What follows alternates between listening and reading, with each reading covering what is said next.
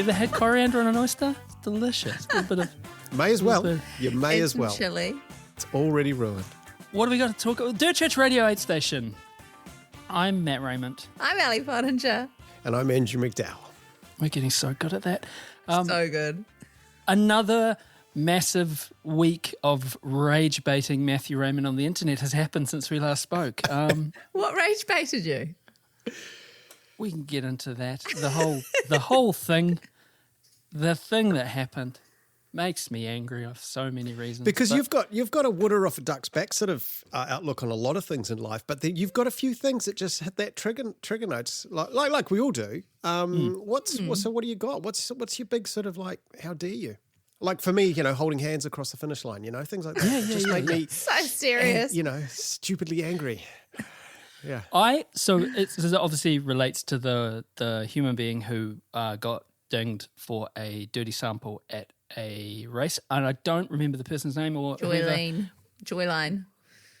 Yeah, one Sarah Zanal, Yes. and one CCC. Yes. OCC. Oh, was it? Okay. Yeah. We've done our research, guys. We've done our research. We are We're citizen very journalists. informed. Very. Yeah. So obviously there's this huge thing. What gets me, I guess doping gets me, and the response to doping and the both sides of it, and how sometimes what gets me is where there's something which is a systemic problem and there's lots of factors into that person's choice. And yes, ultimately that person made the choice, but it is seen as an individual's choice absent of any other systemic factors around. That really annoys me. Do you think that's the case here, though? Yes. I feel like the finger's being pointed in more than one direction here, which is good to see. I'd like to hear that though. Is it? Well, in the sense that there is definitely like people sort of saying, "Hey, Salomon, why is this athlete got no access to the medical help that she needed? If her story is true, and we, either she's lying or she's telling the truth. If she's telling the truth, then the story is essentially, I needed medical help because my knee hurt so bad, and I didn't have access to the right stuff, so I asked someone, I got bad advice, I injected that very long-worded thing into my knee, and I've been busted as a result. Totally innocent, had no idea, yada, yada, yada. And if that is true, then absolutely, you are a sponsored athlete. You should be looked after on a medical level by the people that are giving you your paycheck, surely. Am I oversimplifying it? No, I don't think you are. I think what also gets me is, and it comes back to this Lance Armstrong thing, big companies, lots of investment, lots of this, lots of that, and then everyone goes, oh my God, who could have foreseen? I am as shocked as you. I am so shocked. Are you shocked, Barry? Yes, Greg, I am shocked. So what really gets me is when stuff happens like this, and you're right, Andrew, like if this woman is not getting the care that she needs, the support that she needs from whatever company it is, and that's not just related to Salomon, or is it being pejorative at Salomon, then, that's sort of on them. And it goes back to that Lance Armstrong thing for me. It's like these companies are so donkey deep in this stuff, and they're making tons of cash, and then there's this high performance environment where it's all about cash money. It's fleeting. It's social media. It's boom, boom, boom, boom, boom. Not even adding into the fact that we know one of the most romanticized kind of things around that whole Kenyan thing, right? Running with Kenyans, Darren and Finn. He was saying, like you win a major marathon or you win a big trail running event now, that's a lot of shillings, that's a lot of Kenyan shillings that can set you and your family up for life. Get all this into that space, and then the company turns around and goes, oh no, I didn't know that, oh my God, I'm so shocked, and that's not in our DNA, or what, come on. And I'm not saying they're complicit, but it just, at best, it's willful ignorance. I don't like talking about Lance Armstrong at the best of times, but triamcinolone acetonide, that is the drug. Can I see the healthcare professional is just like... Yeah, mate, that's near enough, right? I don't know what it is, man. Anyway, that's what she got done for. But that is also what Lance Armstrong first got noted for. Interesting coincidence there. I thought Famously sore knees, Lance Armstrong. Saddle sore, they claimed. Saddle sore. saddle sore. He would have been saddle sore. I One quite ball. liked Ian Corliss had commented on Joyline's post, and he had said her ban is not just the story of one Kenyan athlete caught out. It's a case study in the tangled web of responsibility in modern sport. The athlete trying to heal, the manager who should have protected her, the sponsor that walked away, and the global regulator that still speaks in grey areas. Was she naive? Perhaps. But more importantly, she was failed by a system that claims to protect athletes but too often punishes them for being human. Until WADA, managers and sponsors share the burden of responsibility, athletes, especially those from vulnerable contexts like Kenya, will keep paying the biggest price. I think that's a fair take, so long as she's telling the truth. So long as her story that she posted is the events that happened, and it totally could be, then that's a reasonable take. In other words, the responsibility lies in several areas and there's nuance. If she's lying and she's just a drug cheat, then that's the end of the story, isn't it? And we just don't know. It's one or the other. Yeah, in my experience, the truth is always somewhere in the middle there, But certainly it leaves a nasty taste, It really does. And it's probably the tip of the iceberg. I mean, they've been talking. I mean, just talk to Sage Canada. He's been talking about it for years. That trail running's full of people doping. Yeah. It's been rife for a long time, because even though you don't get $100,000 because you didn't win a major or whatever, the sponsorship and the setting you up and to be honest, for some people it's just the glory. It's the likes. It's the likes. kudos. Yeah. Means a lot to a lot of people. But I think it would mean a lot more to a single mum of 2 children in Kenya. Absolutely. Yes. Yeah. Absolutely. So, yeah. Unfortunately, the story that she tells actually doesn't help her because it makes it sound, well, you'll do anything you can because you're in that situation. I don't know. As a busy mum, I'm just like, I can understand how you wouldn't be dotting all your I's and you'd want to, but there's a lot on her plate. So Sure. I don't know. We were on a call And- on yeah. a call just before, and Ali had a syringe out of her arm. I was like, mate, what are you doing? She's like, look, I'm a busy mum. And I'm Busy just, mum. I'm doing just going what for I the can. gains. Straight to jail, Matt. Straight to jail. But I think, she should have been informed, and so that's where I think Ian's comment rings Yes. for me. Is like, well, actually, she had all this support around her. So how has that happened? Is there Agreed. something If- missing if- in the support chain? Is she not getting what other athletes are getting, or is she getting it and she's done it out of desperation, or she's done it without realizing? Like, where it's just sad. So long as her story is true, Yeah. then everything you've just said is correct. She's been let down by the system. And I guess the other side of that is we have this kind of, and it is a little bit of a colonial, again, romanticized, and we've all, you think about Dan Jones living in Kenya, and Darren and Finn did it as well, and so many people have gone over and done that. They go to the I don't know what they call them, stables or gyms or whatever, and it's this group of runners, and they get up in the morning and they run 10 miles and they drink sweet tea, eat strawberry jam, rest, get massages, and it's this idyllic kind of thing. But there's the other side of that, and it's been proven, and I think about, our mates, the twins, that didn't work out too well for them. Jake and Zane Robertson. Jake and Zane, no. There's the other part of that where there are, people are in it for money, and you inject money into it, and you inject major, and people are gonna do what they do to get ahead. Yeah. Because people are people. And obviously Kenya at the moment is going through it. Like there have been almost weekly in the last 12 months a Kenyan athlete getting busted for doping. So her country of origin is not helping her cause either at the moment, unfortunately. And there was just a high-profile sprinter from America that just got a 4-year ban. And he was only like 21, so he's going to miss it could be career ending. What's his name? Anyway, obviously we know that track guys have been doping for a long time, but you'd think he'd be smarter than that, but clearly not. Blamed it on ox tongue soup, which is something you actually hear quite a lot. Oh, I had this mysterious ox tongue soup, and that's the reason I tested positive for these particular levels of something or other, because it's the only explanation. Is it the clenbuterol? Is that what was it Miguel Indurain or that climber? He was a cyclist, and he said I had a beef sandwich. Oh, right. And it was it had the clenbuterol in it. Beautiful. Beautiful. Yes, I think we can be a little cynical I think it's okay to be a little cynical with these stories. And to be honest, bringing up the loser Lance Armstrong again, I mean, he kind of ruined it for everyone, right? He was the golden boy.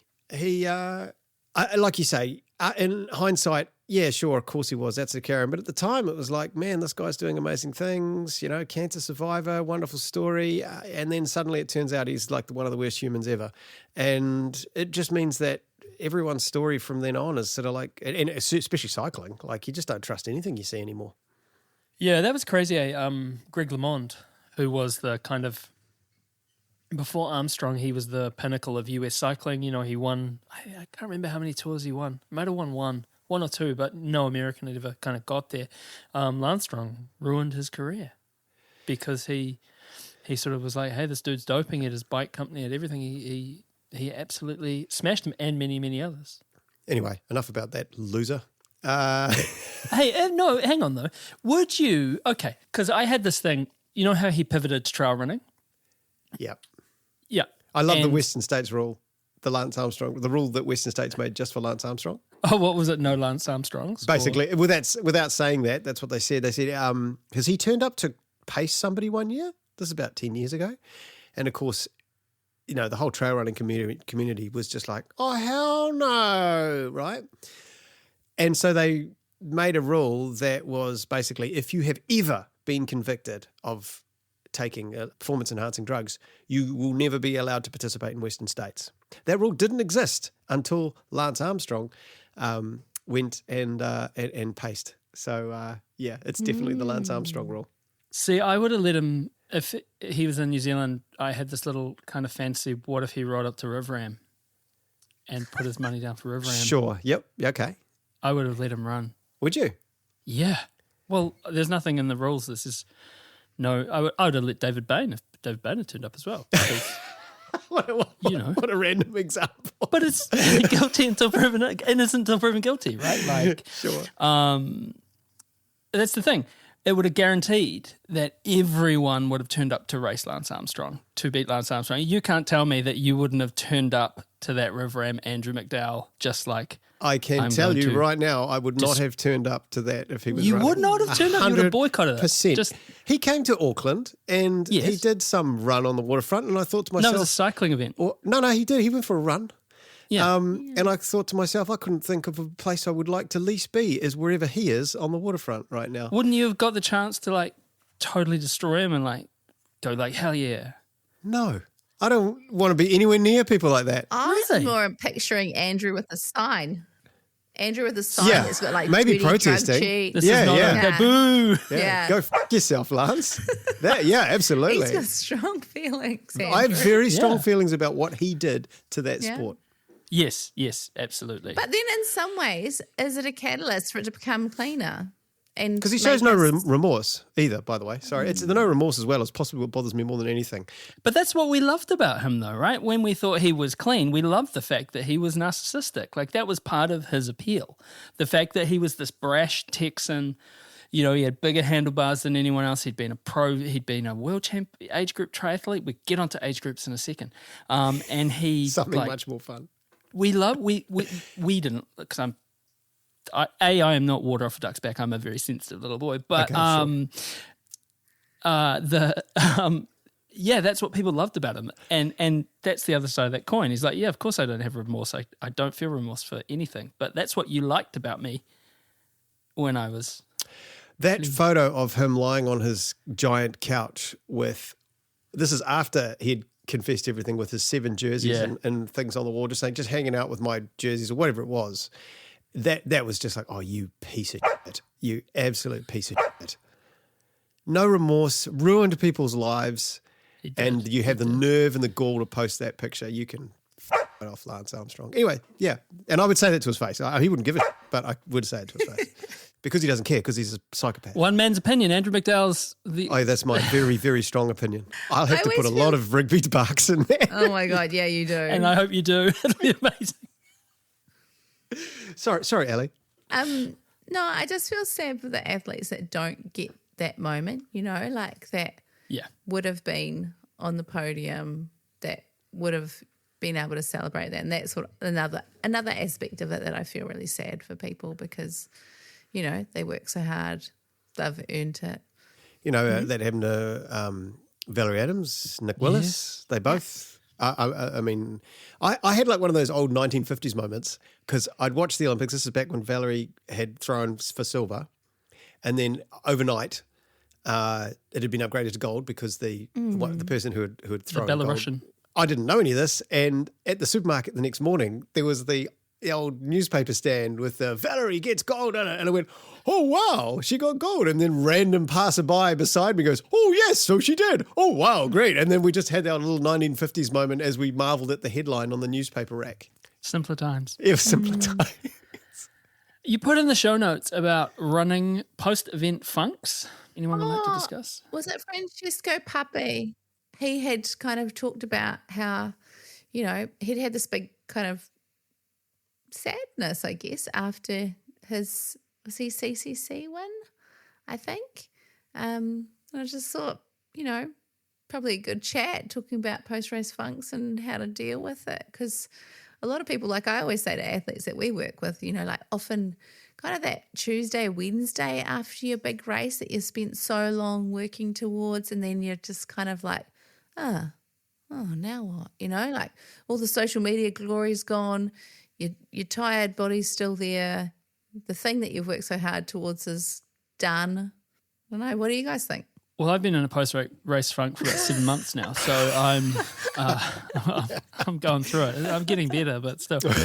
I called it Sunnyvale baked bean syndrome, and because when I was playing music, there would be times where there's times of relative inactivity, there's times of practice, and there's times of bounty, and you'll identify with this, Andrew. Like there was one point, like we won an award, we went on tour and we went on tour, we won an award, and then we did like 3 international supports of really cool bands and had really cool shows. And so they had this condensed period of activity over about 2 weeks.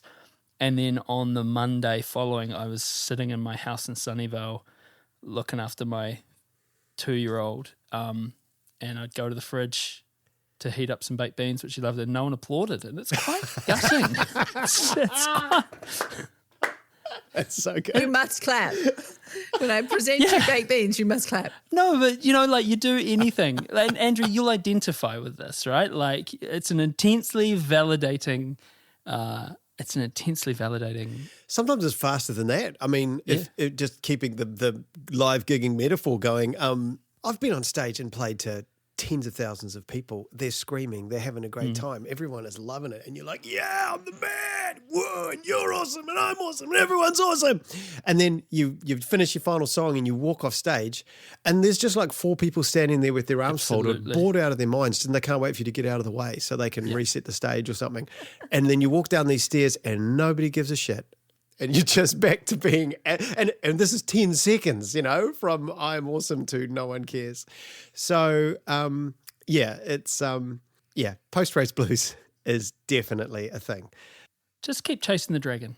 Yeah, that's the thing. You get that endorphin hit. It's like anything, really. Anything that gives you that great sort of hit, especially if it's a bit frantic, especially if it was hard, right? I mean, of course, you're running a long distance. It's hard. And so you get that beautiful yin and yang, that feeling of this was really hard, but I did it. I'm really proud of myself. I love that feeling.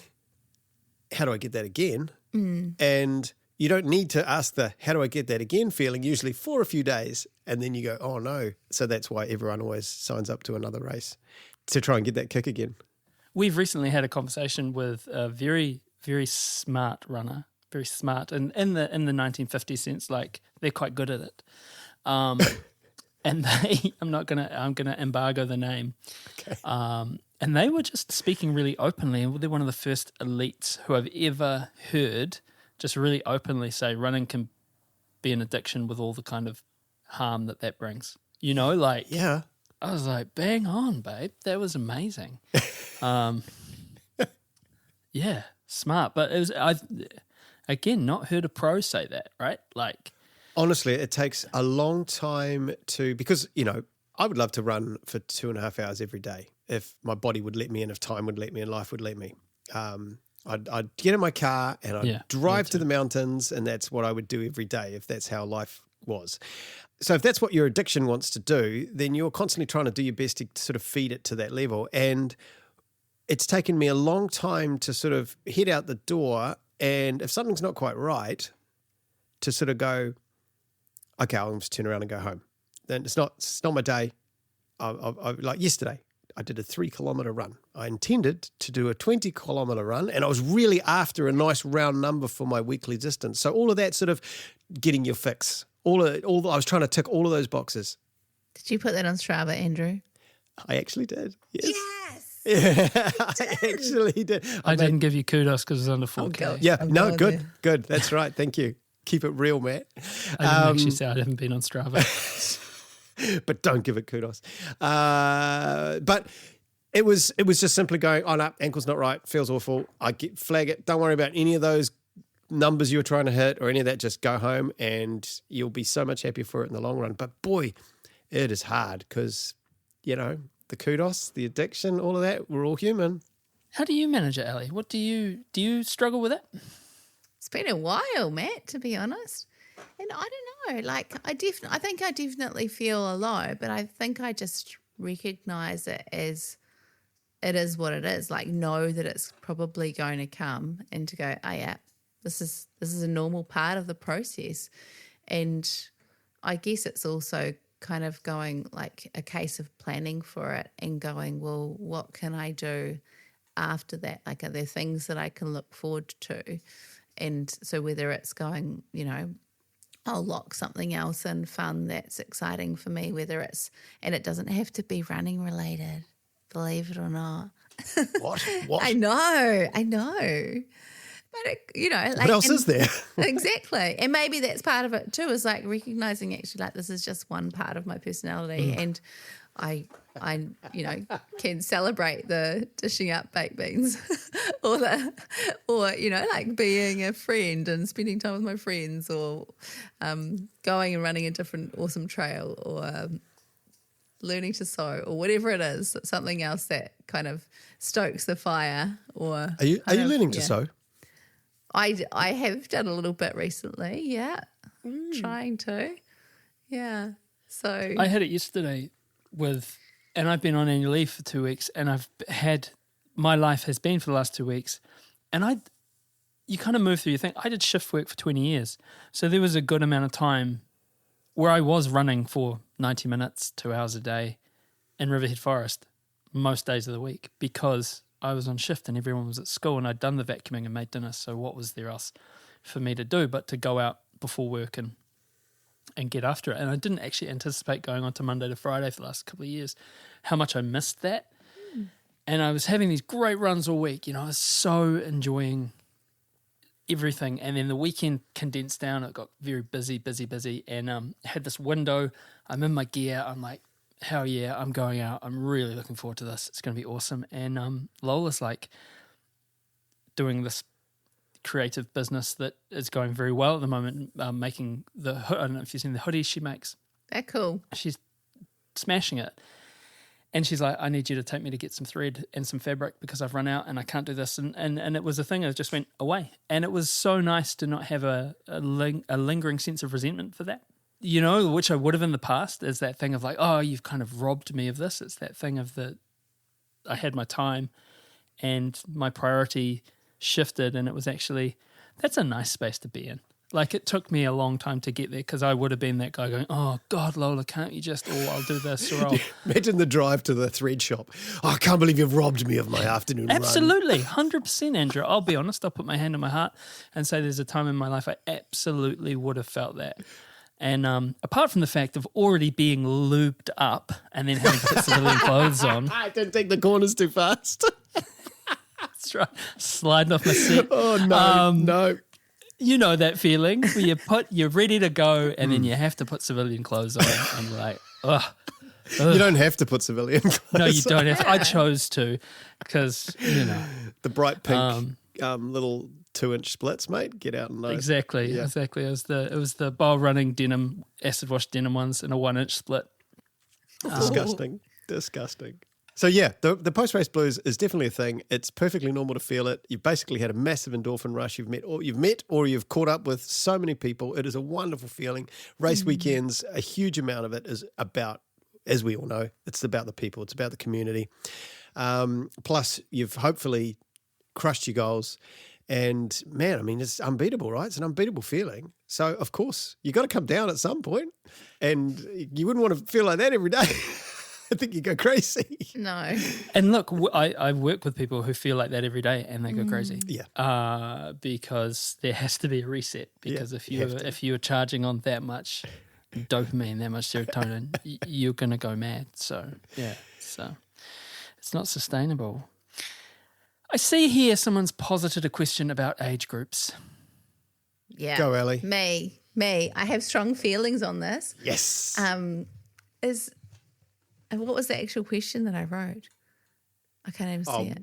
But you were angry about how they basically- weren't split out I get into more. angry. Yeah, when they have like broad age groups, like, I don't know, let's say like 18 to 35 and 35 to 50, and then you've got like a 60 plus. And it really frustrates me because you see these, races where there can be younger teens lining up, and yet they're racing against fully grown adults, kind of, or with cases where some of the people I coach are 75 and Carolyn, what's up? Yeah, Carolyn, like expecting her to. She cleaned up at the age groups at UTA, didn't she? Yeah, because they have good age groups. Like, but if you go, let's put a 60-year-old on the, in the same realm, there is a decline in performance as we age. And so it needs to be accounted for. And so I feel strongly about having good age group categories at races. And an odd twist to that, for example, at my club at Oaraka, I'm quite happy that I'm not in the 50 to 55 because that's where all the fastest You runners get are. slaughtered. Yeah. Slaughtered. Absolutely murdered. Yeah. It's ridiculous, There's still guys like, Nick Moore running. What did he run the other day? A 111, 110 half, and he's 52, 51. Oh, it's just ridiculous. They're a law unto themselves, those guys. It just depends, I think, on how big the event is. And if it's big, as in thousands of people, and there's plenty of people representing all those age groups, then they absolutely should have. But if there's 3 people over the age of 55 or 60 in the race, they probably shouldn't split that up. It's just, you can't all, yeah. No, I think you're no, one of one. no I think they're harm. okay with it. Yeah, but you no have to harm. have systems. Yeah. It's no harm. Doesn't matter how many people. But that's the thing. You roll the dice. Does it not devalue it, though? Eh? It kind of devalues it, though, doesn't it? No, If you I say- don't think. If you asked Carolyn or Frank Filappi, the 80-year-old who just goes and murders UTI, I don't think he Yeah. finds it cheapening at all. I think he's like, hell yeah. I Like, think this is it- awesome. He's out there Devalues doing it. the difference. But if you're the only one, No, it should just be there. It should just be how it is. Because if it goes, I'm just going to lump you all into the same category because there's only a few of you in that age group. Like, in the 20-something year age group. I will say one thing, and this is a very self-serving. When you're there at the end, and I don't know, the person who you're getting a ride back to the hotel with is up on stage doing presentations, and they're at the 17 to 17 and a half age category, and you go right through to 106. It's quite soul-crushing. But I celebrate the sport. I celebrate the thing. But, I just want to go home with Martin and Ellie and cry myself to sleep because we're all a bit tired. Yeah. And that would take a while. it does take a while. I don't, at this stage in my life, care about age groups at all. So wherever I place, is where I place. I don't care. I don't break What that if you down. got an age group win at like UTA and it was a major and you got an automatic entry? I've got age group wins in races, and I don't care. It's meaningless. Yeah. No, that I've got some veteran top 3 or trophies. off home, eh? Just wherever you place is where you placed. If you got 5th in the race, you got 5th in the race. That's just me, though. It's the piano thing versus the guitar thing, isn't it, for you? Yeah, I'm very linear. Yeah, I don't want it to be broken up into patterns. Yeah. Starts Yeah, at the you're top, right. goes to the bottom. It's quite similar. Yeah. Starts at the top, goes to the bottom. And if I get beaten by a female, I got beaten by a female, right? Like she's part of the race. So I don't say I got sixth, but I was fifth male. No, I got sixth. Yeah, It's yeah. just keep it simple. Yeah. Even though it's tempting, obviously, because top 5 male, but because that's a literal example. That's happened probably more than once.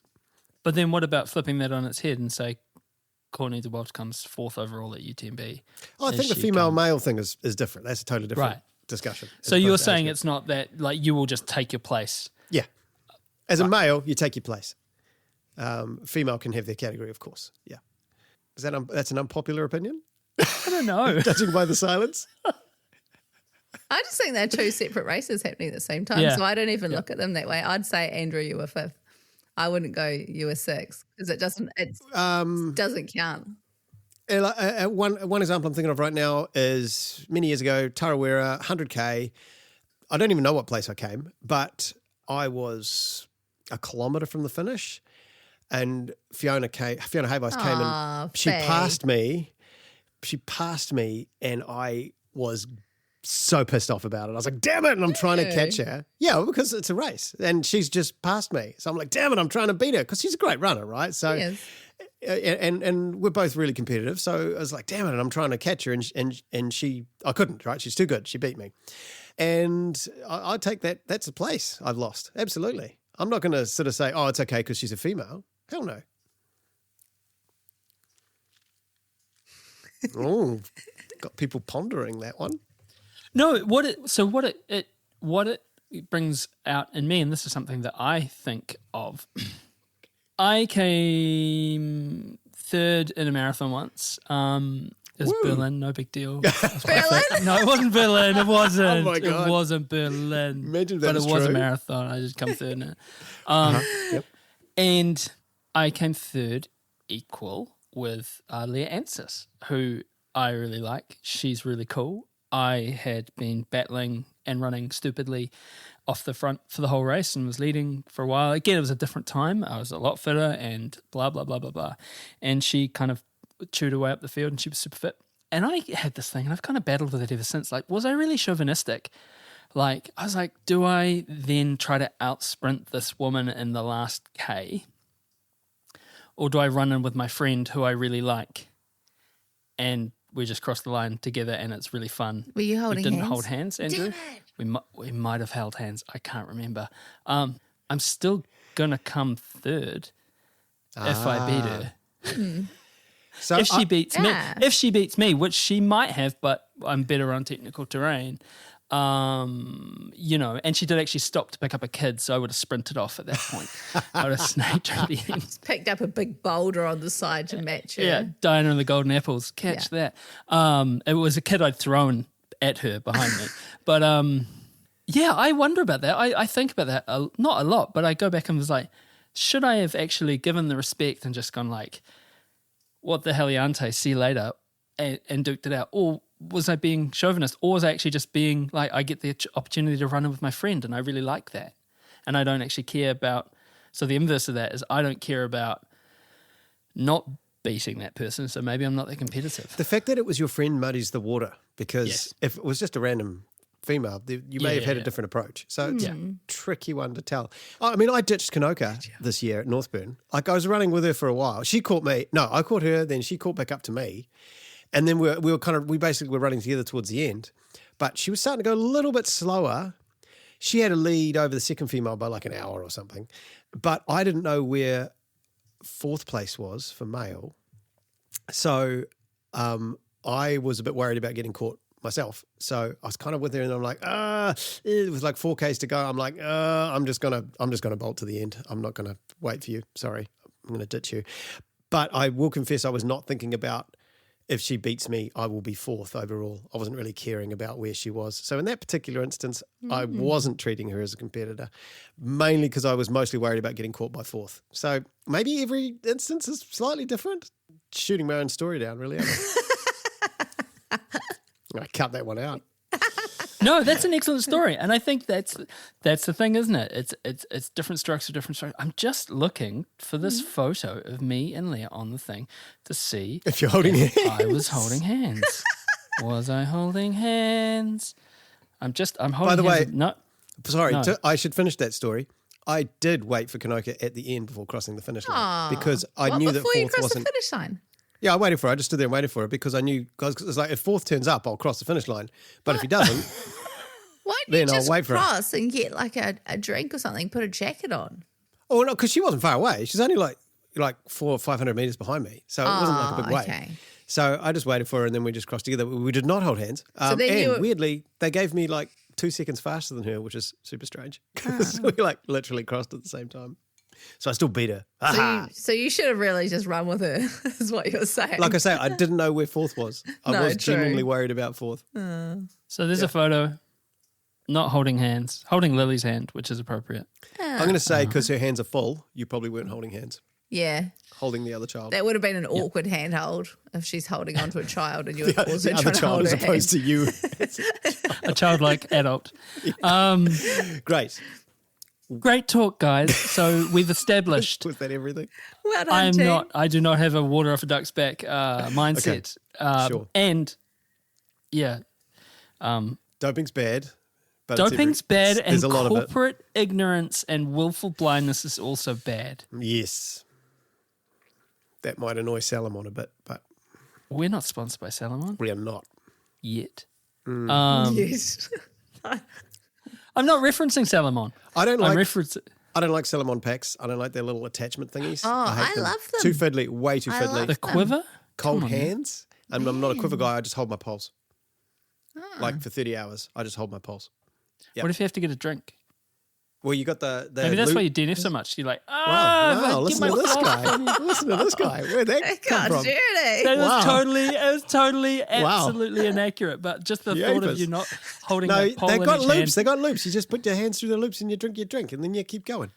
Or they're in the bottles, so you just like the pole just stays in the loop. Or you just just keep going. one hand your pole, like poles. Yeah, or you just one hand the poles. Yeah. yeah. Which is when you're going to downhill, I just hold two in one hand. But you got to have the carbon fiber ones, or else they're too heavy. Do you not use Yes. them on the downhills, Andrew? Not usually. No, maybe if I'm stuffed. Like when I was wrecked last year and I couldn't hold myself up, I used them to walk. I couldn't hold myself up. They My were poles crutches. held me up. Yeah. Anyway, sorry. Wrapping up. No. So yeah, we probably, I don't know. Do we cut that bit out about Salomon? I'm not sure. Like Don't the poles care. thing is funny. Well, I'm sure plenty of people still buy their packs and don't really care. Oh look, taking a trip over the ditch and going to any ultramarathon, and the big S has the lockdown. What I will say about all packs is the whole concept of the cinch cord, the bungee bit that holds the bottles in, is one of the easiest fail points on a pack. And the moment it fails, your pack is broken. You because your bottles just fly out. You can't use it. So that needs to be addressed. It needs to be something that the user can fix, or there needs to be two on each side. So if one fails, you can just use the other one. Double. The whole thing is garbage. There is a place here in Auckland that will fix them for $30. Shout out to Twin Needle and Otatahi as well. Okay, Like, nice. Twin Needle are real good too. Or if you've got a very clever wife, she can fix them for you. And hopefully mine last another few years. But yeah, that's dumb. So all packs suck how they do that. It's a good place to end it. It's probably a boring story, that one. Boring story. Not to a boring finish on. story. It's great. So Pack cinch talk. no. Well, I guess what it is, and if Dan Brown had ever come on the podcast, I don't think he will. Dan Brown, like Who's the Dan Brown? the Da Vinci That's Code not guy. Dan Brown. Yeah, that's what I was It's the guy who thinking. did. No, the guy who did Le Jog. He's the Oh, Dan Lawson? Dan Lawson. I spent some time at the airport with Dan after one of the world champs. He's a bloody nice guy. Yeah. Yeah, so that's the thing that I'm all about, because it's planned obsolescence, right? That it's planned to fail, because then you got to buy a new pack, got to buy a new pack from Yep. whatever company. And Dan Lawson is the man in terms of recycling shoes, recycling clothes, Yeah, for recycling sure. all that sort of stuff. And I also have a wife who is an exceptionally gifted with a needle, and has repaired my gear Nice. over the past years. So fantastic. Rips. It would Yeah. be pretty cool to have a service like that in the major cities, you know? Like someone who's like a trail runner who like knows how to fix specific trail running gear. That'd be cool. Anyway, Trail running sorry. Taylor. There we go. Someone's new That's business. right. Oh, the trail running Taylor. I know. Doesn't it sound trailer. good? Natural entrepreneur you are. Yeah. It's not going to be me though, but I'll encourage anybody who wants to do it. Great. Dirt Church Radio 8 Station Podcast. Bet you wish you didn't listen to that. I'm Matt Raymond. I reckon I'm Ali Pottinger. If you're still here, I'm Andrew McDowell. Yeah.